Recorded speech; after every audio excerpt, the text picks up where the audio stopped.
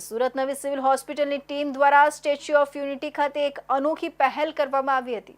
આ પહેલ અંતર્ગત 401 મીટર લાંબી સાડી પ્રદર્શિત કરીને અંગદાન અંગે જાગૃતિ ફેલાવવામાં આવી હતી। સરદારની પ્રતિમા પાસે અંગદાનની જ્યોતને ઘર ઘર સુધી જલાવવા અને બ્રેન્ડેડ થવાના કિસ્સાઓમાં અચૂક અંગદાન થાય એવા સૌએ સામૂહિક સંકલ્પ ગ્રહણ કર્યા હતા। અંગદાન મહાજન જનજાગરણ અભિયાનના પ્રણેતા દિલીપ દાદા દેશમુખની પ્રેરણાથી આ કાર્યક્રમનું આયોજન કરવામાં આવ્યું હતું। નર્સિંગ કાઉન્સિલના ઉપપ્રમુખ ઇકબાલ કડીવાલાના નેતૃત્વમાં સુરત નવી સિવિલની ટીમ, નર્સિંગ વિદ્યાર્થીઓ અને સ્ટાફ આ અભિયાનમાં જોડાયા હતા। બ્રેન્ડેડ થવાના બનાવોમાં અંગદાતા પરિવાર દ્વારા સ્વજનના કિડની, લીવર, હૃદયના દાનથી હજારો જરૂરિયાતમંદ નાગરિકોને નવજીવન મળે છે।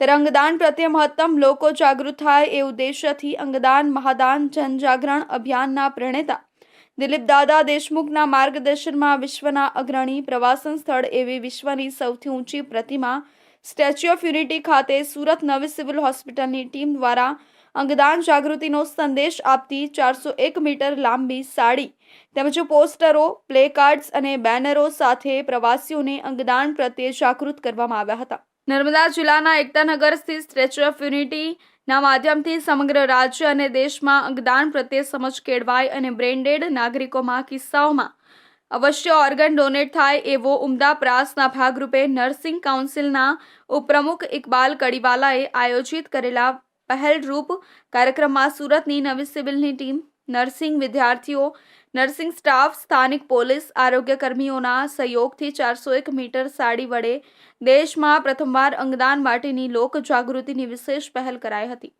ઉપસ્થિત સૌએ સરદારની પ્રતિમા સામે અંગદાનની જ્યોતને ઘર ઘર સુધી જલાવવા અને દેશભરમાં પ્રજ્વલિત કરવા સાથે બ્રેન્ડેડ થવાના કિસ્સાઓમાં અચૂક અંગદાન થાય એવા સામૂહિક સંકલ્પ ગ્રહણ કર્યા હતા।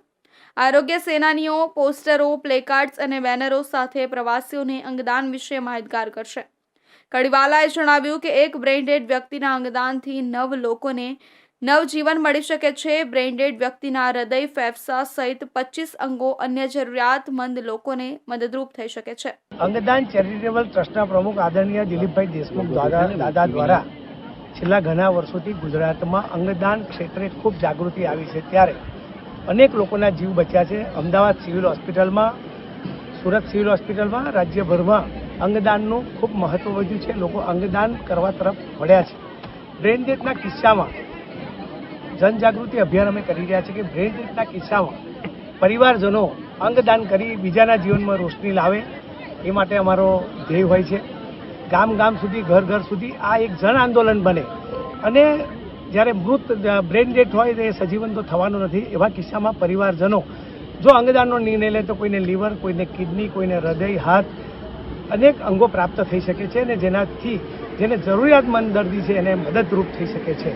સ્ટેચ્યુ ઓફ યુનિટી એ વિશ્વનું એક આ ઐતિહાસિક સ્થળ છે। અહીં વિદેશથી, દેશથી અને રાજ્યમાંથી અનેક લોકો આવે છે। ત્યારે આદરણીય દિલીપભાઈ દેશમુખના માર્ગદર્શન હેઠળ આજે અમે 401 મીટર સાડી સાથે અને એના પોસ્ટરો સાથે આ અંગદાન એ મહાદાનનો સંકલ્પ લઈએ છીએ। છેલ્લા ઘણા સમયથી અંગદાન વિશે જનજાગૃતિ અભિયાનના કાર્યક્રમો થતા હોય છે।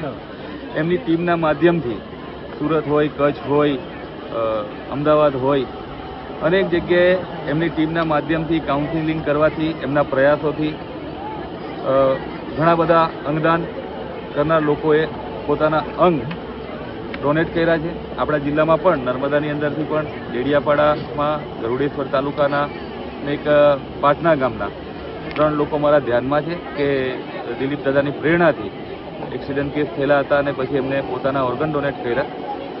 ઓર્ગન આપ્યા પછી જે વ્યક્તિને ઓર્ગન મળે છે એમના આખા પરિવારની અંદર એક પરિવારનું કોઈ વ્યક્તિને જ્યારે નવું જીવન મળતું હોય ત્યારે જે આનંદ હોય છે એ અલગ પ્રકારનો હોય છે। દિલીપ દાદા દેશમુખની અંગદાન સેવાકીય પ્રવૃત્તિઓથી રાજ્યમાં અંગદાન પ્રત્યે જાગૃતિ વધી છે। તેમના પ્રયાસોથી અનેક પરિવારોમાં ખુશીઓ પાથરી છે અને હજારો જરૂરિયાતમંદ નાગરિકોને નવજીવન મળ્યું છે। આ કાર્યક્રમ દ્વારા સમગ્ર રાજ્ય અને દેશમાં અંગદાન પ્રત્યે વધુ જાગૃતિ લાવવાનો પ્રયાસ કરવામાં આવશે।